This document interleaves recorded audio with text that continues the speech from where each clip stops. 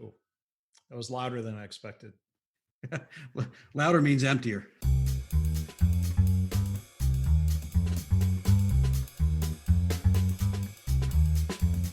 Mark Graban and Jamie Flinchbaugh are two guys drinking whiskey while chatting about lean ideas, experiences, and news. Let's hope they hold their liquor because they're not holding back on sharing their opinions. It's time for Lean Whiskey, Lean Talk with a Fun Spirit.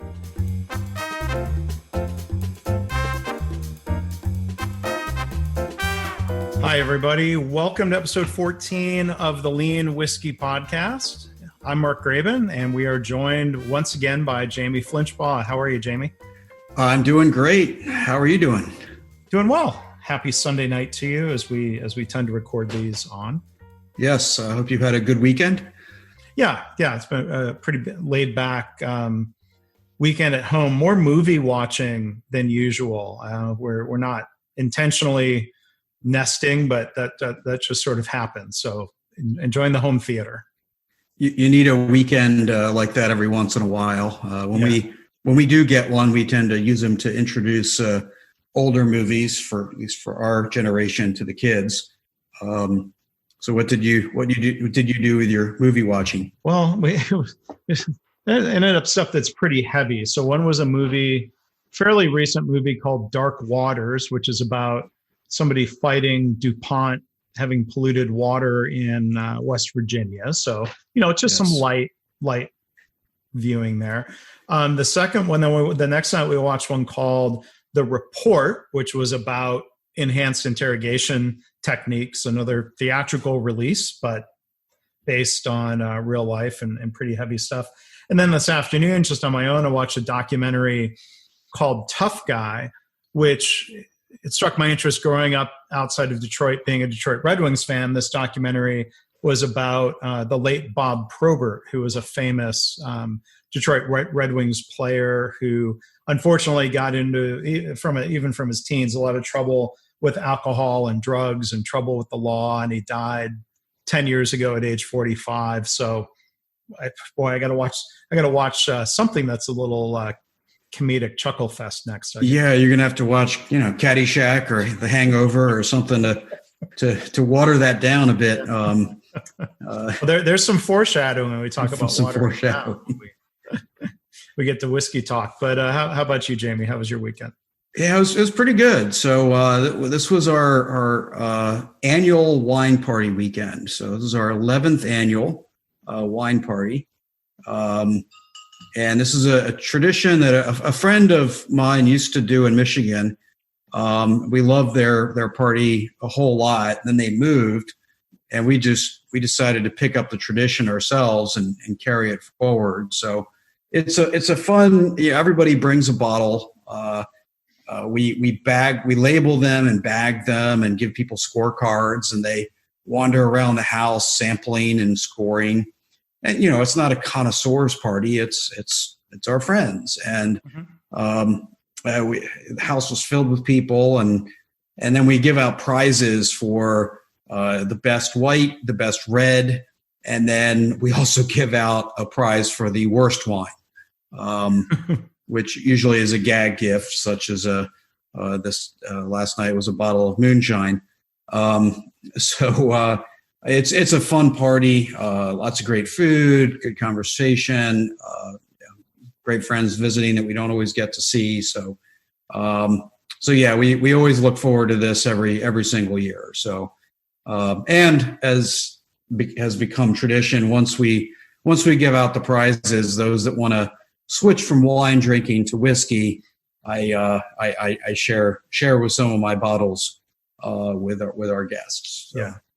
Always a nice way to finish it off. Yeah, there are some of us who drink both. My wife and I both drink wine and had a glass of red wine with dinner earlier. And we have a group of friends here in Texas who get together and do a similar thing fairly often, bringing bottles and opening and sharing. And some of the guys in the group are also whiskey drinkers, and some are not. So it's just interesting to see different tastes. Look, different people like different types of wine or not at all, and some people like different whiskeys or not at all. Yep. Yeah, and it's what's always interesting is that the the most expensive wine never wins. It's always something a little more accessible and probably easy to drink, easier to digest and kind of comprehend what you're drinking. So the stuff that gets too complex and really hits you doesn't always do quite as well. So really excellent versions of a varietal don't do as well as blends, for example. So it's always interesting to see what wins and what the patterns are. Yeah. Well, I think, with wines and whiskeys, there are, what some people would call crowd pleasers, and, different tastes, different palates, different preferences. Yeah, absolutely. And I think as we both feel, I think about whiskey is have it the way you enjoy it. It's not a right way. It's not a right whiskey. Yeah. So we have our favorites, and that probably is a good way to actually start talking about how we do drink our whiskey. Yeah.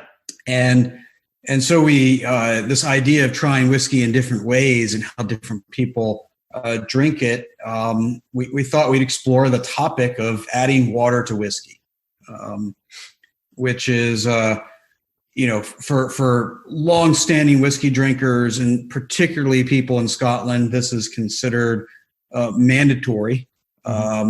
It's very very traditional, very common. I've received this wonderful gift of a glass dropper, which I've used to start adding whiskey water, which I used to just pour some in. Yeah. So that's started to shape some of my whiskey drinking. Sometimes harder to do when you're at a restaurant or things like that. But it's something that, from a lean standpoint, right? We always talk about trying to understand cause and effect, and so just because you're supposed to do it that way isn't always a great answer for a lean thinker. Yeah. And we're gonna try it. You want to do your own experiments too. You want to do your own experiments, exactly. So we're gonna do our own experiments, but also explore this. We'll have the same whiskey with and without water. But you started digging into some of the articles about adding water, and so maybe you can summarize a little bit about what the theory is behind it, at least. Yeah, and it's something, like you said, I've learned about this in Scotland, and sometimes I'll do it on my own. Like, at a restaurant, if you've got a straw with water, a straw makes a fairly decent makeshift water dropper. And what you've sent me and what you're using, I think we're going to talk about this in a couple of minutes, is I think a fancier version of that same effect. Yes. Of adding a little water, but what the one thing I've been told is that there is some science to it, that if you look at the surface tension across the top of a pour of whiskey, that it prevents some of the aromas from fully breaking that barrier. And so that the idea of even adding one drop of water, it's not that you're diluting the whiskey per se, even though sometimes you might want to do that a little. It's more about breaking that surface tension and supposedly releasing different aromas. So in the show notes, we'll link to a couple different articles and getting a little bit deeper into the science about bringing certain molecules to the surface. And but I thought, in the one article it said here, again, like we were saying, whiskey preferences are personal. So when the question comes up of how much water should you add, some experts said, well, it's really hard to say in general. So there's the classic answer of it depends. How much water should you add? The right amount, right? The right amount. Yeah. And certainly, I have, listening to podcasts and other things, I've noticed that certainly some people do use it to dilute their whiskey just to slow themselves down a little bit and enjoy their favorite whiskey a little longer, rather than to guzzle it down. And so that's a pretty valid reason. But I think we've both experienced it having an effect on the taste, and we'll get into our selections here in a second. But I will say, my belief, or at least experience, seems to be that the impact is greater. And I haven't done this as a truly scientific experiment, but the impact is greater with older whiskeys. That a very young whiskey, it doesn't seem to change it quite as much as an older whiskey. And I'm just curious if you've had the same experience or any correlation to anything in the whiskey. I would want to go do my own experiment about that. The experiments I'm doing tonight, one is a 5-year whiskey, and maybe we'll get into some of the detail here. It's a Texas bourbon. Then the second one is a Scotch that's aged 11 years. But the reason I chose them is that they're both relatively high proof. And then the second one that I'm going to try is a very peaty Scotch. And so the one article I was reading was saying that the molecules associated with that peaty aroma are said to be released by adding water. But then the scientists say, like, well, other flavors, vanilla or caramel or things that you might get in the bourbon that I'm drinking, were probably released in a similar way. But they had studied just in particular this one molecule associated with that peaty or smoky flavor. Right. So they have the empirical side, and then that informs the theory, which they then expand and extend into other areas. So yeah, we're both doing the same experiment tonight, taking a whiskey with and without water, to see how much it differs. Now, the way I've done mine, so my particular whiskey is a brand new bottle, something I haven't had before. So I'm not terribly influenced by what I'm expecting of it.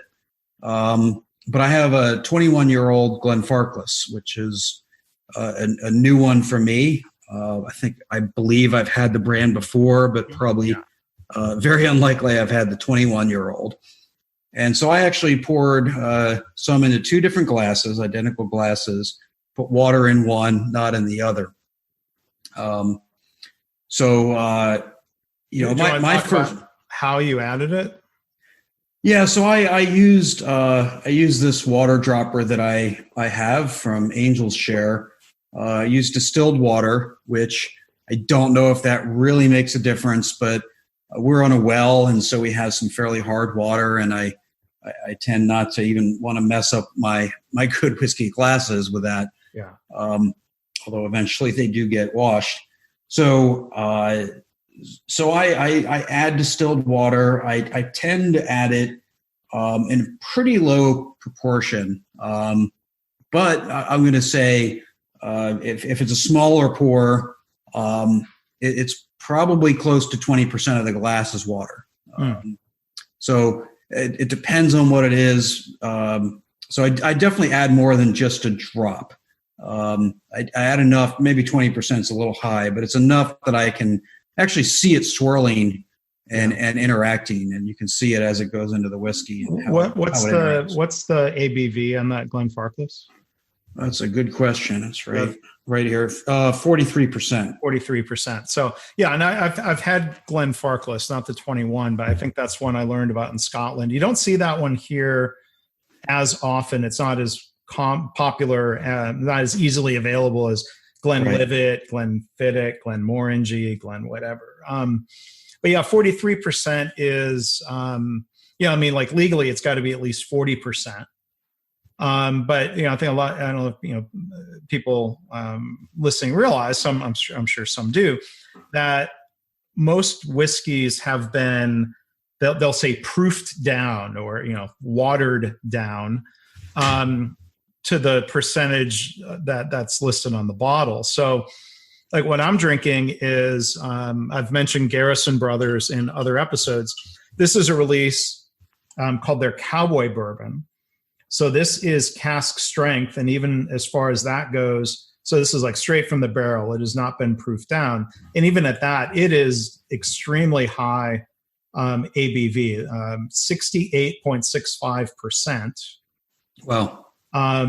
So a lot of whiskeys would get proofed down to 50 or 46 or 43 or maybe even to 40. And so this idea of adding water is often already happening at the distillery.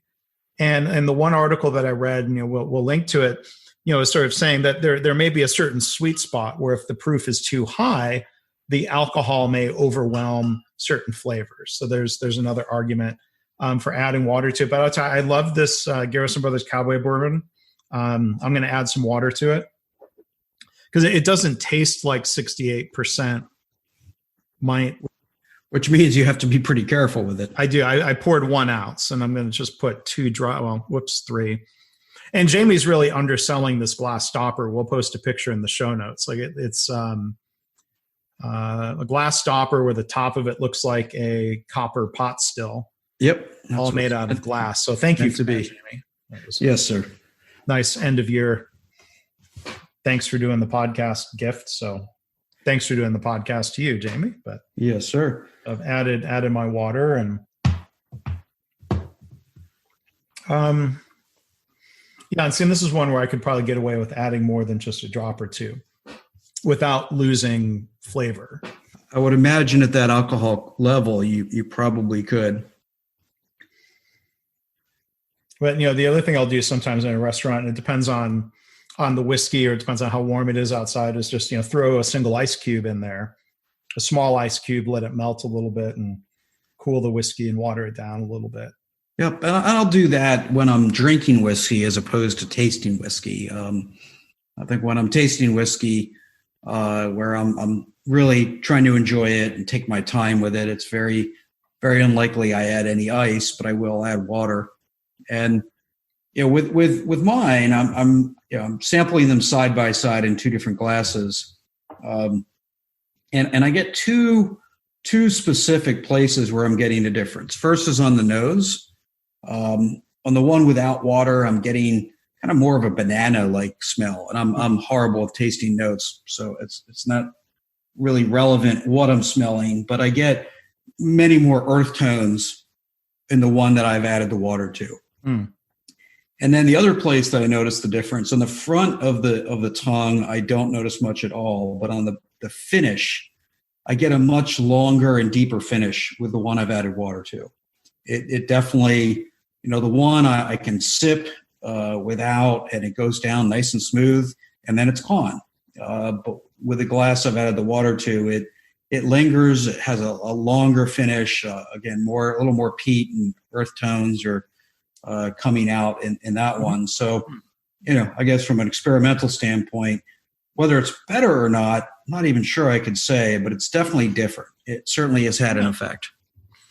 I didn't do that and didn't think to do that side-by-side comparison. But I like this whiskey to begin with, and it's got a very long, intense finish. So this is a whiskey for taking an occasional sip and reading a few pages of a book and then going back for another small sip. But I will give a bit of a shout out, because this is a Texas straight bourbon whiskey from my friends at Garrison Brothers, and this Cowboy Bourbon release has been named the micro whiskey of the year by the Jim Murray Whiskey Bible, which is quite an honor and for them to get. And in episode 1, I drank their release called Garrison Brothers Ball Murray, which has more recently been named that small micro producer of the year by Jim Murray. So I don't think it's just overt Texas pride. It's good whiskey.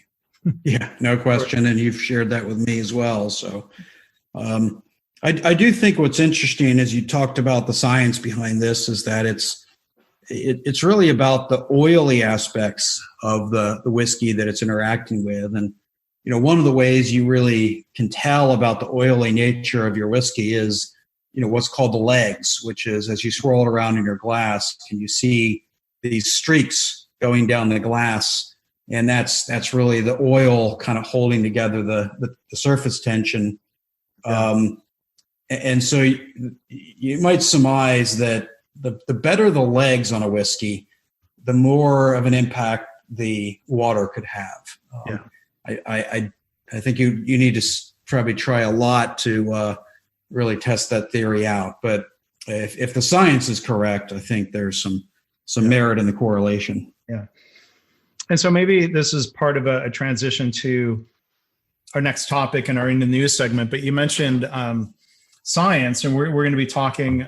Somebody emailed me a question or sent an article about the supply chain impact or the lean or the business impact from the new coronavirus, aka COVID-19. But there was something circulating around this week. I don't know if you saw this, Jamie, of like, you can't find hand sanitizer anywhere in the stores. And the article said you can make your own hand sanitizer by combining aloe vera gel and vodka.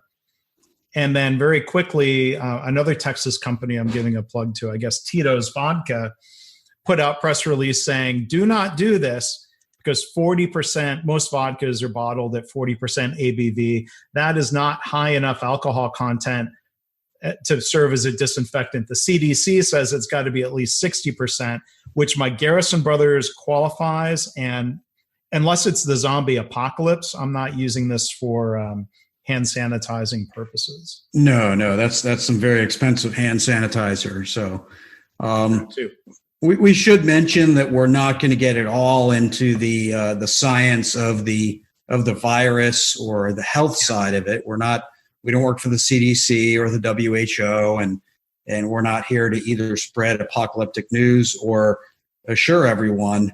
We're really here to talk about the impact on business and in particular supply chains, as it has been very real.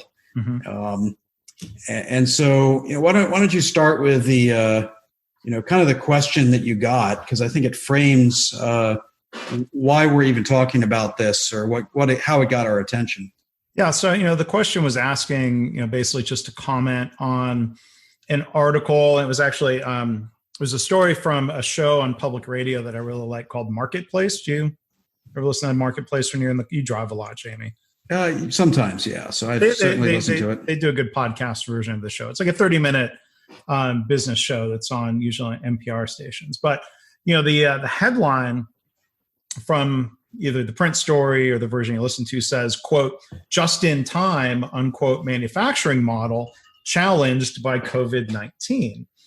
And the article says, just to read a little bit of it, at issue here is a global manufacturing model that focuses on low costs and lean inventory at every step in the chain. A model where all of the parts arrive at the plant just in time. The just-in-time model comes from Toyota. And so I think, part of the reality out there is that, when this hit China, it has affected many, many factories over there where they've been shut down because of health concerns and not having people congregate. And so that's affecting many global supply chains for things including surgical masks and medications. But, the thing that I sort of, cringe at right away is the idea that globalization or offshoring or moving production to China, when that may be very far away from the customer, I wouldn't call that a lean model, and I wouldn't call it a just-in-time model, because I think just-in-time more often than not requires being close to your customer and proximity. You look at Toyota plants, and they built a plant in San Antonio, and they said, well, we don't have a lot of suppliers nearby, so they built a huge supplier park that's attached and connected to the building. And so, to me, it's a head scratcher to associate sourcing manufacturing to China with lean and just in time. I that connection doesn't make sense to me.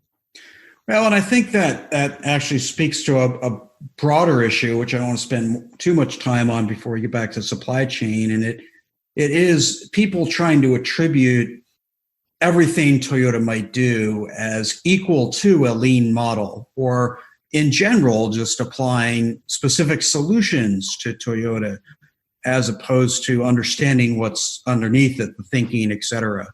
And so there is a fundamental risk in just sort of copying the answers and not understanding the why behind it. And we certainly see with these solutions, just in time and other factors, that there is a tendency to not really think through the why behind the design. Yeah. But I think you're dead on right, is that while low inventories certainly can correlate to lean companies, and put Toyota aside for the moment. Just in time doesn't really imply a globally spread out supply chain. As if you did copy Toyota, that's less likely that you would have a lot of supply coming from one plant in Wuhan, for example. Yeah, and if you look at what Toyota has done over the last 20 years, is there's been this broader trend of companies sending manufacturing to China. Toyota has not done that, right? So, I think we could point to this being risks of a just-in-time model or a Toyota/lean model if, for example, Toyota had been shutting down plants around the world and relocating all production to China, or demanding that they source all their parts from China and then try to do assembly in the US and other countries. Toyota hasn't done that. So again, I think kind of the premise of the Marketplace article shows sort of an unfortunate misunderstanding of why bring just in time or Toyota into it. But I think, Jamie, you raised an interesting question of inventory, and maybe let me ask you the more general question of how much can you really try to buffer against disruptions in your supply chain, even within what's intended to be a lean or just-in-time model with nearby suppliers? Yeah, I think that's a key question here, because it's really about how much risk or how much disruption you can absorb. Mm-hmm. And the idea that the only reason we're working on low inventories is that just in time or lean has forced us to do so is kind of crazy, I think. I can't think of a single CFO that would not have their hand on the tiller of inventory volumes. It adds to risk in a lot of different ways, especially where obsolescence or seasonal differences can really cause some problems, and you end up sitting in inventory. So lowering inventory frees cash, and cash is fundamentally core to what drives value in a business, or how you drive value in a business. And so I think the idea that the only reason that we're trying to reduce inventories is because of just in time is kind of ridiculous. And you can only reduce your inventory, forget COVID-19 for a moment, but you can only reduce it to the amount that the variation in your process can handle. And if you're shipping from a supply chain, yeah, right, exactly. And so if you're shipping from a factory in China in container ships to a port and then onto another factory, you're going to end up with a lot of inventory anyway. That's not stripped clean. Right. There's a lot of variation in that, and therefore there's quite a bit of inventory covering that particular aspect of a supply chain, no matter who you are, lean or not. Yeah, there's that in-transit inventory. And my gosh, even going back 20 years ago, I worked at Dell Computer in Austin, and Dell would often be described as a quote unquote lean company, which, from roots in the audio industry, I never really liked that label being applied to Dell. And people would say, Dell only has a couple hours worth of inventory. I'm like, okay, well, that was literally, technically, and legally true. But they had supplier shared warehouses a couple of minutes down the road that would have 2 weeks of inventory or more, which is still, a low amount of inventory. But, there's a difference if a part was coming from a relatively local supplier, and at that point there were some, like the metal and the mechanical parts of the outer PC case came from a local company. But hard drives and electronics coming from halfway around the world required inventory to be buffered somewhere. Even though Dell was doing build to order very well and customizing and shipping based on customer pull, the entire supply chain wasn't pull. The entire supply chain wasn't just in time because of the distances and the variation involved. Yeah, and I think that's, when you have conversations about this, you really need to distinguish how we look at supply chain inventory versus how we look at financial inventory. Right? So lots of companies, in fact, I just saw on CNBC this week, company talking about their inventory, and all they had really changed is change when they pay for it from their suppliers. Right. And that was great for them, right? They reduced their financial risk. They reduced they improved their cash position, but their supply chain inventory didn't really change. And so if you're talking about things like the risk of running your supply chain, stripping it out, running it dry, that has nothing to do with your financial model. That's all about your actual supply chain model. And there's a fundamental difference between the two. Well, and like you said, I mean, companies, even without being inspired by Lean or Toyota, have often slashed inventory, sometimes to their own detriment, where you have sub-optimization that comes from slashing inventory.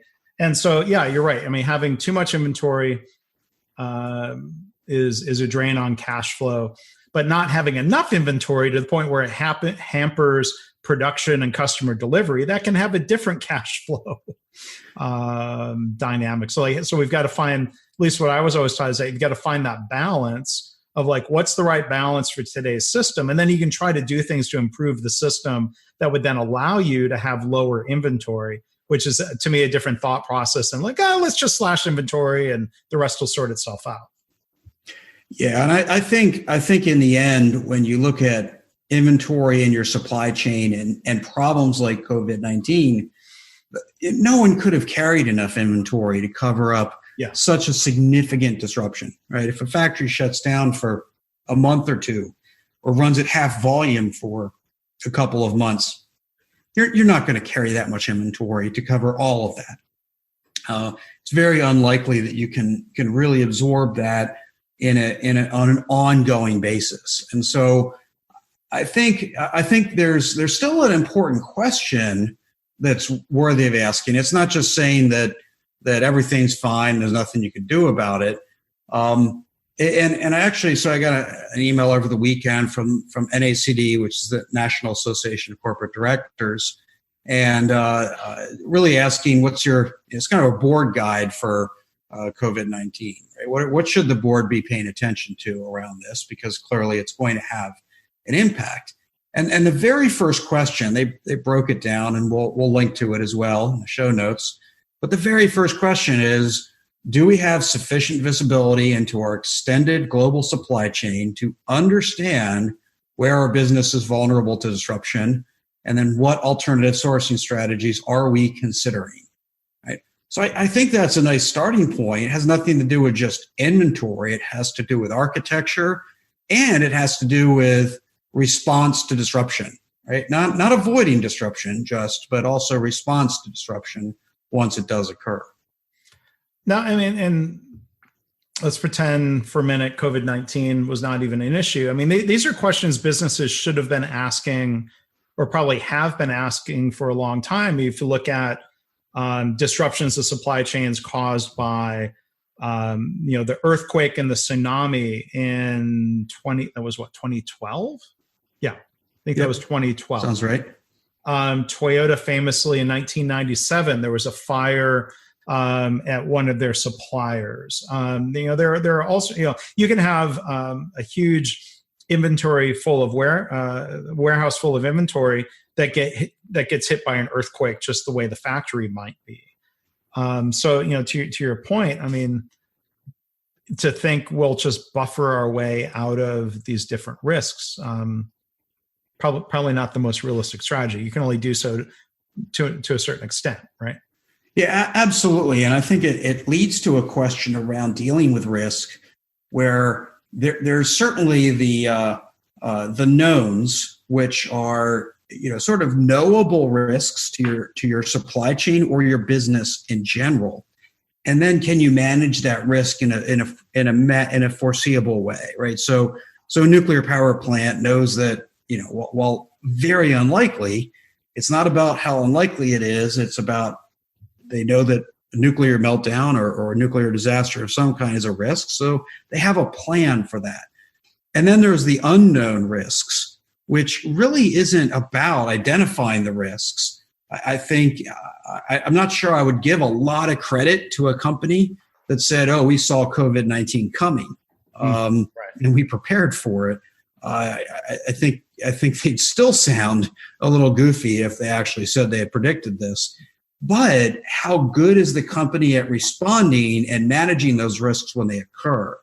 And I think as you talk, whether it's the boardroom or the management team or the site team, as you talk about risks, I think it is about risk identification and mitigation, but it's also about how quickly can you manage yourself.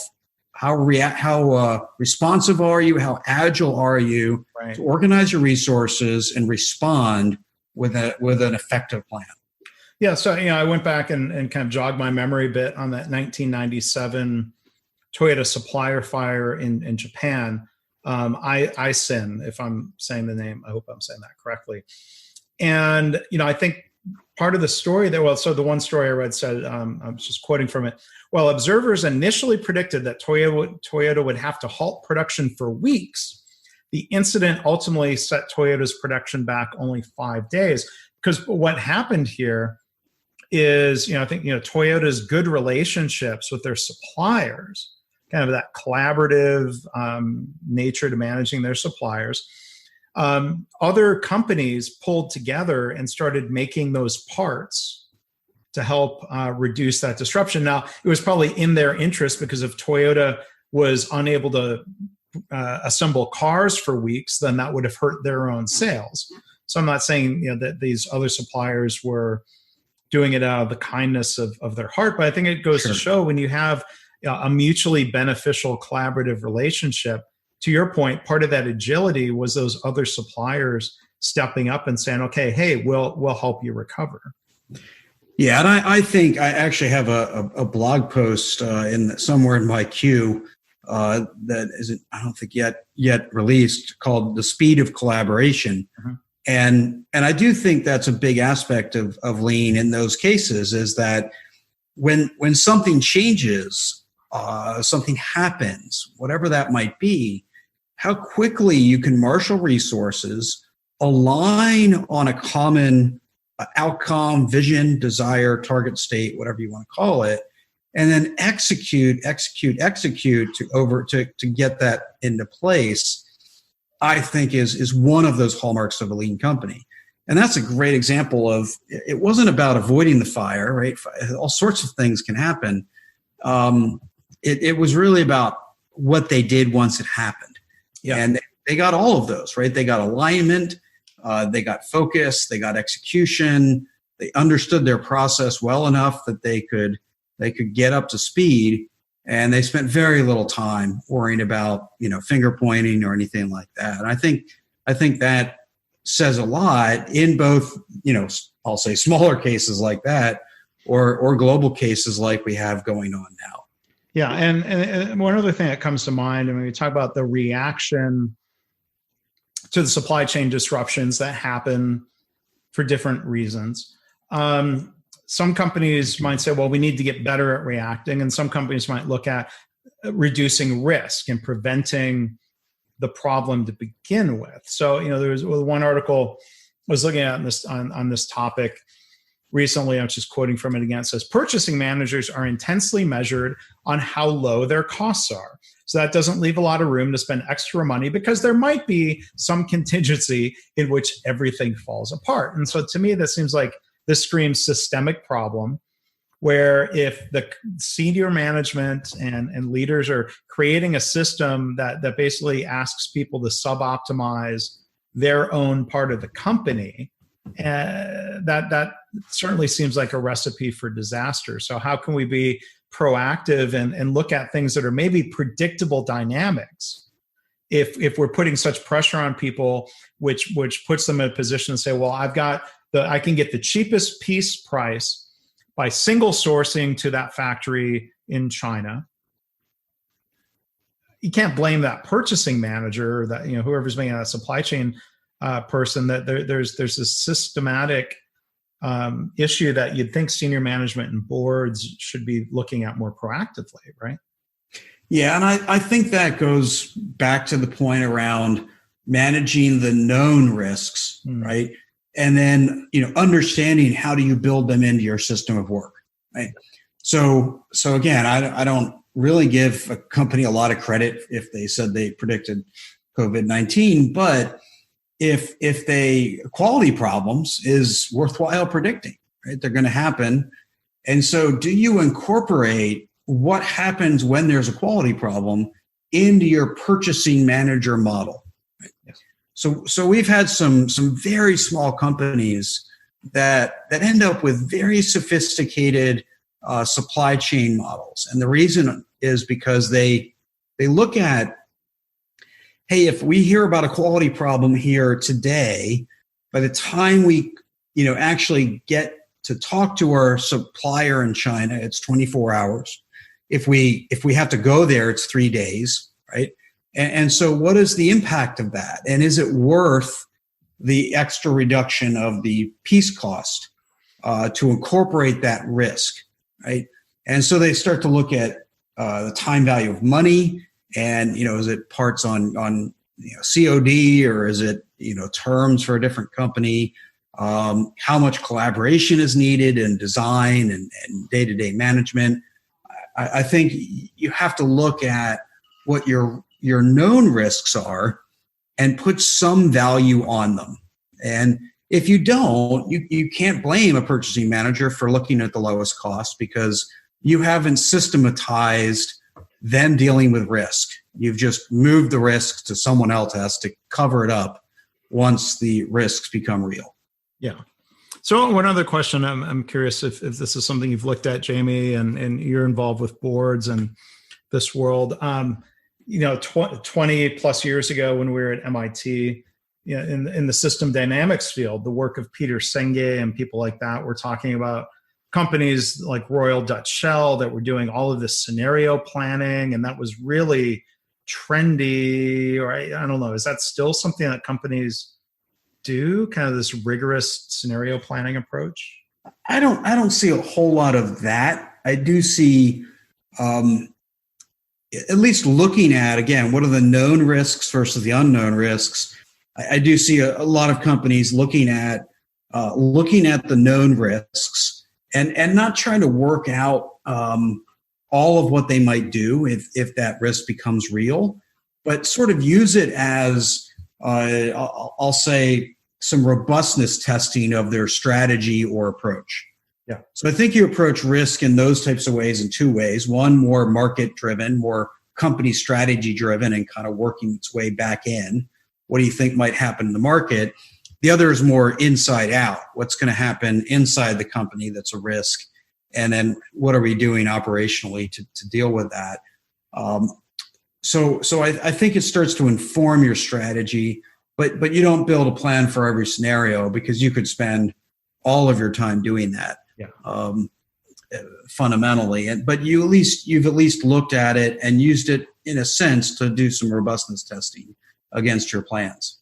Yeah, and I guess in an increasingly globalized world, there's all sorts of risk, geopolitical risk, conflict or war or disease or natural disasters. That's just part of the reality that the business world has been facing the last couple of decades, right? Well, fundamentally, and I think they've always faced them, right? I mean, the buggy whip manufacturers, right?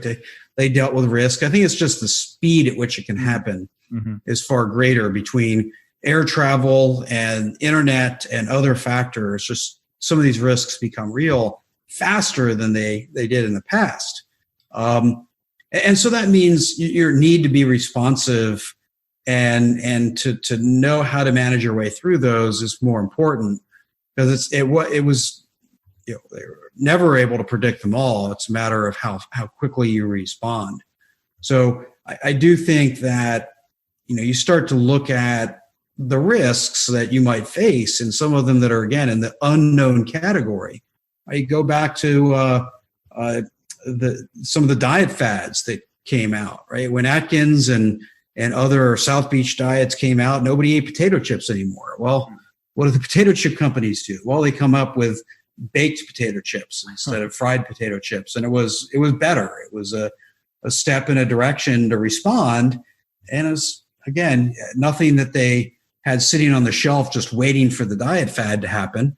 It was how quickly they could recognize the gap, the risk, the failure mode, and then how quickly they could act on that in a different way. And I think, again, when it comes to inventory and supply chain and these things, it's still, you manage the known risks and use it to inform the robustness of your plan. And then you focus on your ability to organize yourselves and react in a deliberate, focused way when risks become real. Yeah. So it ended up being a really kind of meaty topic, and we're curious what listeners think, and we'll ask you can comment on the blog post that Jamie and I both put up about this episode if you've got things to share. But I was going to suggest, do you want to move on to the listener question? And I'm going to talk briefly. I've got a second whiskey here. Yeah, go ahead and fire away with your second whiskey. What are you experiencing with that one? Poured about an ounce here. So my second experiment, totally different kind of whiskey. So we're going from Texas bourbon to Scotch, a single malt from the Campbelltown region of Scotland. This is from Longrow. It's the parent company is Springbank, I believe. If it says right here on the bottle, in the glass, down on the label, it's kind of hidden. Springbank Distillery, but this is aged 11 years, and it's got some secondary aging in Cabernet Sauvignon casks. So there's a real sweet. It's funny. There's the peatiness.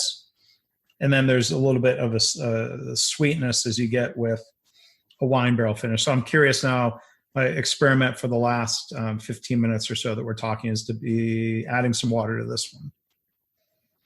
Excellent.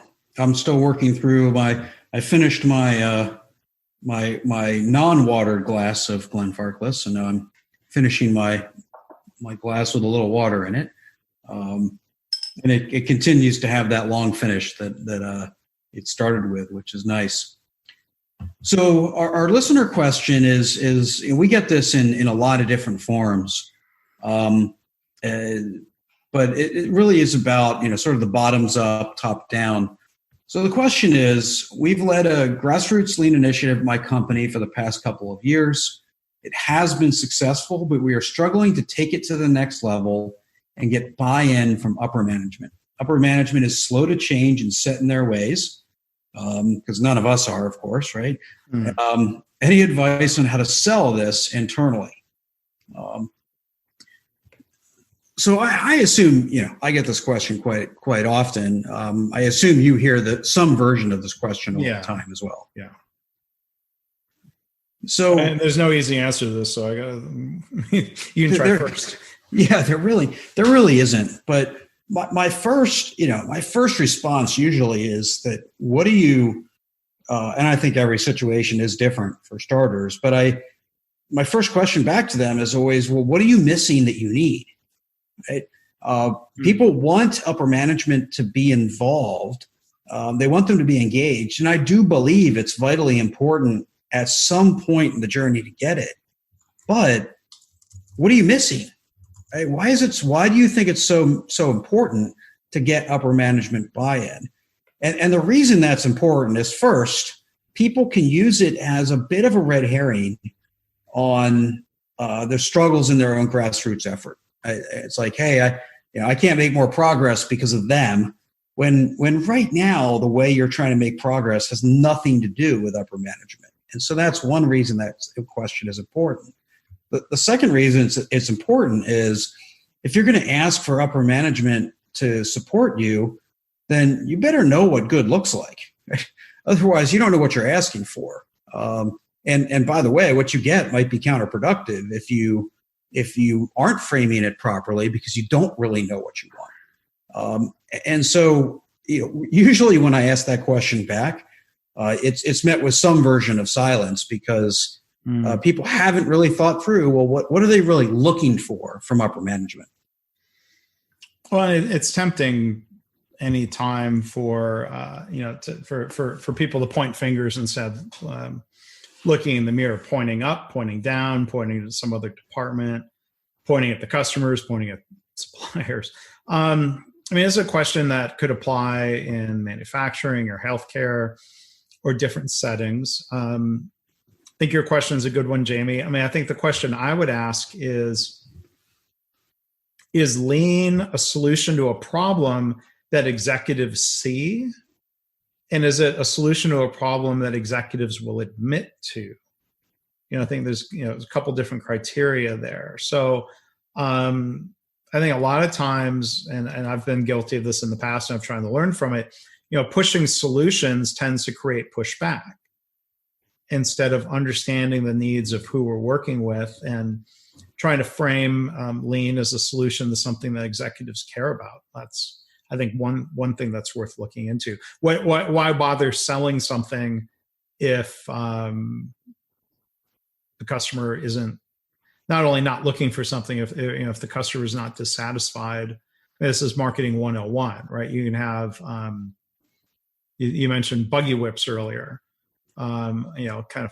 Cars versus horseless carriage or a robotic horse. I mean, that's something where people clearly said, okay, yeah, they might not have asked for that, but once automakers existed, people said, yeah, I want that. Maybe the same is happening now with electric vehicles, and we can give Elon Musk credit for that, where people might not have demanded electric vehicles in large numbers, but Elon Musk, they made them appealing and interesting, if not sexy.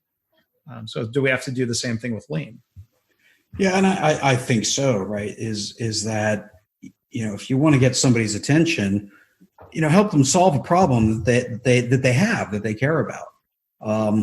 Now maybe that the problem that you're trying to solve is a problem they don't care about, and what you do need to do is sell them on the problem.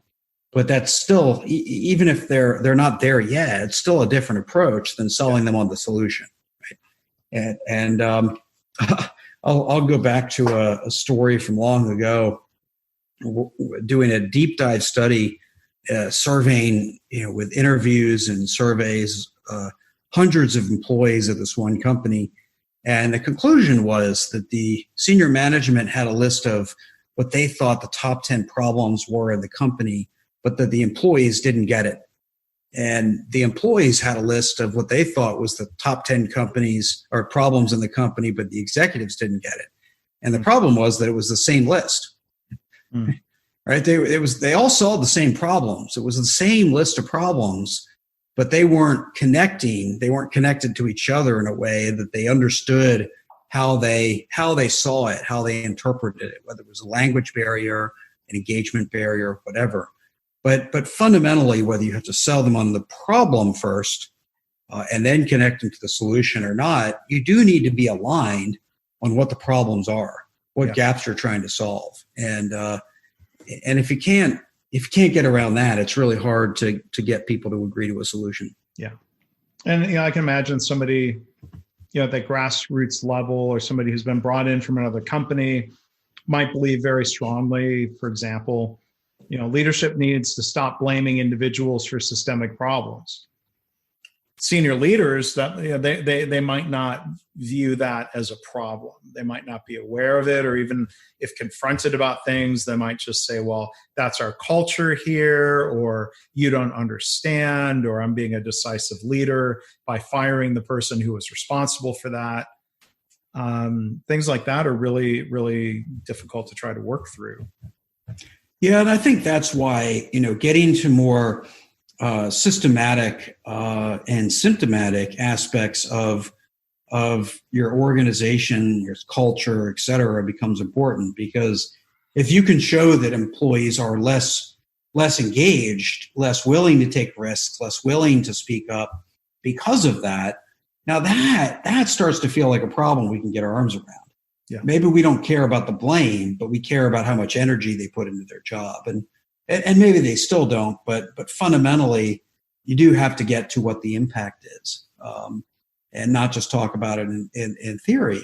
And I think this is also on the flip side of what we're looking for from executives, where we also focus too much on the theoretical side. I've met with many lean teams over the years that are complaining about their executives. And when you really challenge them and say, what do you want? What are you looking for from them that you're not getting? Well, be specific, right? Be specific. But what they're looking for, well, do you want them to delegate problem solving? Well, yeah. Well, they're doing that. Do you want them to help frame problems for you? Well, they're doing that. Are they, asking good questions? Well, they're doing that. What they really want is they want to acknowledge that those are all lean things, or they want them to use specific words. And so the things that we're sometimes asking for from our executives are too often the superficial things. And when the substance might actually already be there in certain cases, maybe not to a perfect degree, but enough of a degree that we can build on it. But if we only care about them sort of acknowledging the leanness and using the words, then we sometimes miss the substance in the whole equation. Yeah.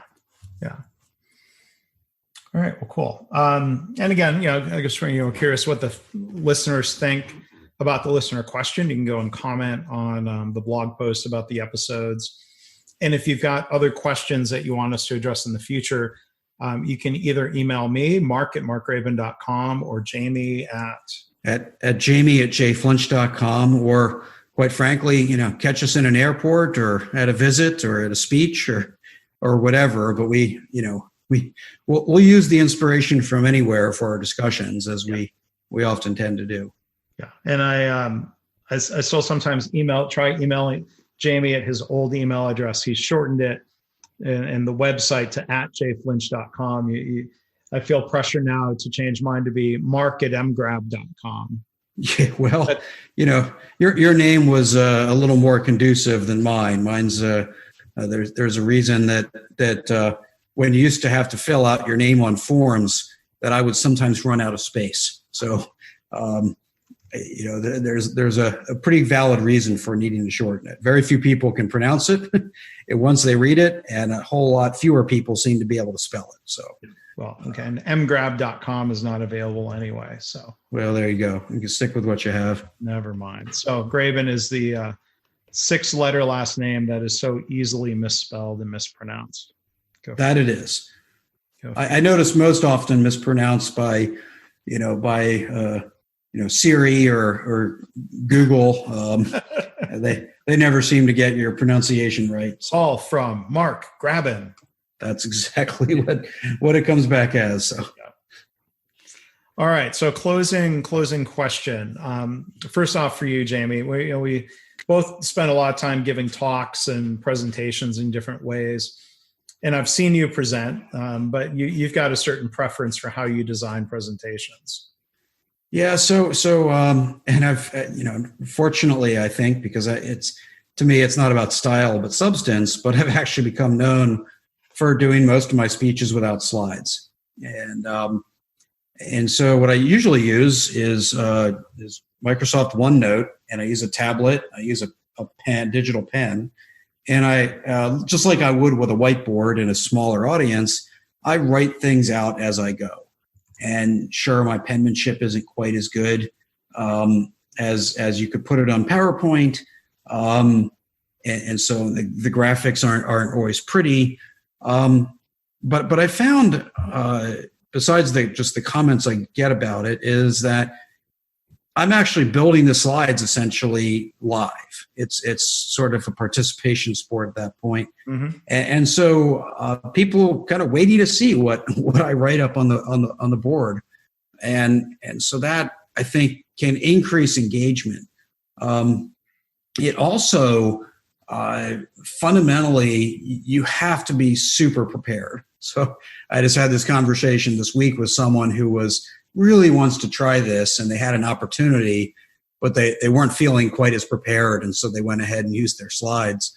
You really have to prepare because you have zero crutches. It's just you and an audience and a digital whiteboard, and so it kind of forces me to really know my stuff, know what I'm talking about, be able to shift based on audience response and maybe answers and things like that.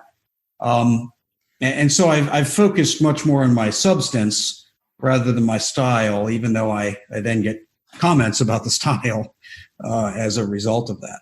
Well, that style probably gives you a lot of flexibility. It does, yeah. It absolutely does, and generally that, if you're not careful, it can be a huge disaster to have too much flexibility, right? You go off on a tangent, you run out of time. So you have to be prepared and know how to manage yourself through the process. But yeah, you can go off on a tangent that's audience driven. And I never have to speed through 5 slides to try to catch up, mm-hmm. right? Because I'm going to skip over a couple things I thought I was going to say, but nobody will really notice because I wasn't skipping through some slides. So it does allow some flexibility, but actually to get that flexibility, you actually have to do even more planning to be prepared. Do you work from notes? You have written notes as part of that planning? I do work from notes, and that's part of my planning. So I work from notes. Depending on the audience, I might even pick some of the stories I might tell, because I do love to tell stories as I go. Sometimes as I start to tell a story, my brain is triggered and I'm inspired by another story or a point I want to make. And that's some of the flexibility you speak about. But I do work from notes. They're usually pretty, fairly skimpy, but I go through them enough times that I really know in my head exactly what I want to do and accomplish. So I have very clear goals, very clear key points, key ideas or stories that I want to get across. And then that gives me the structure I need to get through it in a deliberate way. Yeah, and you avoid the trap of if you're going to speak at an event and they want your slides 6 weeks in advance. Well, yeah, I've had to sign a bunch of contracts that say that, and I've had to tell them before I sign it that I'm going to violate one of the terms of their contract because they're not getting any slides. And that's, some people want the slides, but honestly, the people that really want the slides would rather look at the slides afterwards than pay attention during. So I don't mind that we're not serving those folks quite as well as the ones that are in the room and engaged, and I'm okay with that. And I'm not sure I've stretched the upper limits of this. I think the longest I've run anything without slides was actually 2 days, a 2-day workshop without any slides. Yeah. But again, you've got to be pretty prepared to do that. And again, if people want to have a takeaway, nothing like taking their own notes to do that. It might be easier for them. I've certainly created handouts often where I was going to ask. Yeah. I have had handouts that accompany what I'm saying in actually a more usable format than what the slides they would normally get would be in. Yeah. But it would be maybe written out in prose or something to describe some of the key concepts. So depending on the topic, there will be some handouts. Yeah. And again, the idea is hopefully that's more valuable than a bullet, the 5th bullet point on a slide that I can't remember the real meaning behind because it was shortened down to a bullet. So, yeah. Well, I'm just having a quick memory of the late, great Stephen Covey. This was maybe 10 years ago. I saw him give a fireside chat type talk at a Shingo conference. And he would talk. He had somebody in the back of the room running his PowerPoint, and he would be talking and he would be looking for something to illustrate a point, and he would say to his assistant in the back, he would say something like, bring up slide 37 or bring up the triangle slide, and the guy would boop, boop, boop, and he would very elegantly, but the slide would appear. And that happened a lot over the course of 60 or 90 minutes. And I went back afterwards on the back table and talked to that assistant. And so I was just curious about the process and the setup. He had a huge laminated sheet that was almost like you see what an NFL coach would hold with their plays, but much bigger. And I asked him, and he said, well, sometimes Professor Covey will ask for slide 37, and sometimes he'll ask for the slide with the triangle or whatever it was. And so he had this big list. It was all cross-referenced so that he could very quickly pull up the slide that Dr. Covey was looking for. I've never seen anybody do that since. I don't know if I'll ever see that again, but. No, but that it goes to the point of preparation, right? Knowing your content, right? He could refer to specific slides. He knew his content. He was prepared, and so that worked for him. Now you do a whole lot more public speaking than I do. Multiple books and tours related to the books and workshops that go along with them. So you certainly have done a lot more of that than I have. So what works for you? Well, so it's funny. Yeah, I've seen you present. You've seen me present. I really do try. I've gotten good coaching over the years. I really do try to minimize the number of words on slides, using pictures or illustrations, and having the slides complement what I'm saying as opposed to being a substitute for what I'm saying. So if I have slides with words, it tends to be a quote that I very want to specifically give credit to somebody for. I think less is more, and I think to your point, it comes down to preparation. Like last week, I gave a 20-minute talk, and doing a 20-minute talk required so much more preparation and practice than a 60-minute talk. Because in a 60-minute talk, you've got so much wiggle room, right? In terms of adjusting. And so like if I've done a 15-minute talk or a 20-minute talk, it's so much more work. And so last Wednesday I was up on stage and they had a countdown clock, and I nailed it almost to the second. Now I'm looking at that clock and I'm using that to help pace myself. And I think I ran over like 6 or 7 seconds, which I will call that success. I'll call that a success as well. But that goes to the same point of not using slides as a crutch, right? You're not relying on the slides because you know what you want to say, and you have an image that supports what you're saying. You're not saying what the slides tell you to say, and fundamentally, it's who is the master of the speech.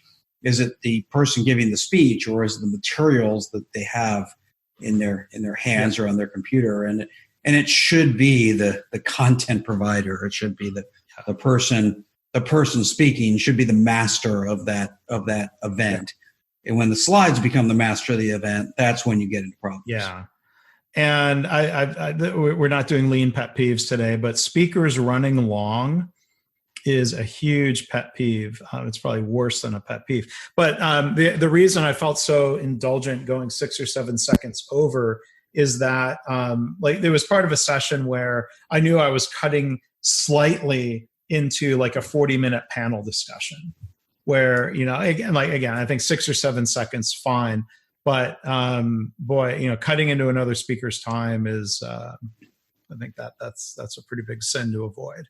Yeah, and I'll often be giving a speech where it might be a little looser, and I'll ask people, what time, how many minutes do they need to close out the session, right? And what time do you want me to get off stage? And I'll say, well, it's okay. Whatever. If you want to go long, which is an answer I can't stand because I don't want an unlimited answer. I want to know when you want me off stage, and I'll manage to that. Well, and I want to add, I was part of that panel, so I think later I yielded. I made sure I wasn't talking so much and gave back those 6 or 7 seconds. But part of an argument for not using slides or having slides that are photos allows you to adjust. As a speaker, sometimes you get put in an awkward situation, awkward, where you were invited to give a 45-minute talk, and you're the last speaker of the day, and they haven't managed time well, and now you've only got 20. Right. So you there's nothing worse than somebody that have to say, well, I got to jump through these slides, and that's just a bad experience for everybody. Yep. I'd rather take 3 minutes at the beginning and cut the slides and already know where I'm going with it.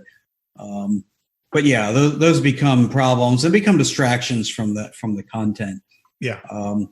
And I was headed down the path that you've ended with, that you are on, with more photos and less words. And I even measured my average words, but I felt like I was putting more effort into my slides than I was in my content, which is why I kind of shifted gears to focus on the content. But I also think there is a fundamental aspect of making it work for you as the speaker. Don't try to copy someone's style. Make it work for you. Ultimately, you have to deliver the content effectively. Yeah. And that's the value that you're providing. And so, PDCA, until you find what works for you, and whether, people think there's so many rules, like I shouldn't carry notes around, or, I've got to stand a certain way or button my coat or whatever it might be. And in the end, it is about the content, and none of the rules apply unless they make you more effective. Yeah. And that's ultimately what you should use as your measure. That's what we're hoping for. Yeah. All right. So I think that brings us to a close here on episode 14. Want to remind everybody that if you want to find other episodes, you can do so a couple different ways. You can go to leanwhiskey.com. You can spell whiskey K-E-Y or just K-Y at the end.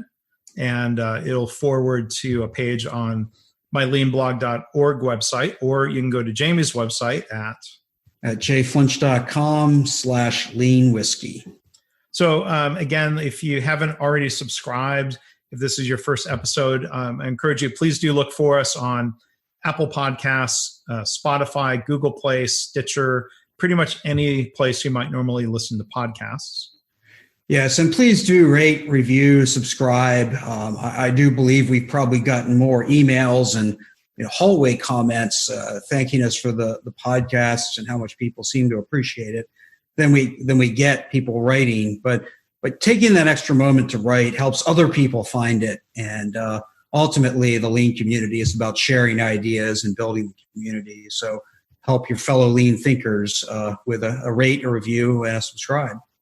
Yeah, and we know there may be a limited subset of people within the Lean community who are interested in both Lean and whiskey, even though if you've gotten this far in the podcast, it was mostly about Lean, a little indulgence about whiskey. But I think the people who are listening to this podcast, compared to others I've been involved in, feel much more strongly, and I get more feedback about this podcast than the others that I do. So I appreciate that. Yeah, and ultimately, we do this because we enjoy it. We hope you all get value out of it. But ultimately, this makes Mark and I better, as we always get together, chat about Lean stuff, try to make ourselves better, and it's always better with a little whiskey in our glass. So, hopefully, some of you got to share along with us if you're listening from home and not in your car. If you're listening in your car, then it's Lean water for you. Yeah, or Lean coffee. Lean coffee works too.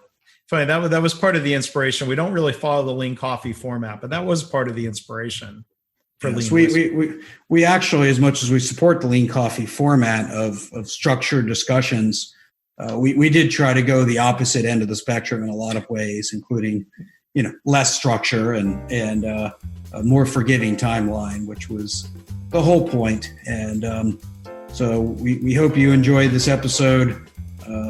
We wish you all the best, and cheers to you. Cheers. Here, I got 2 glasses, so I'll just... That was louder than I expected. Louder means emptier.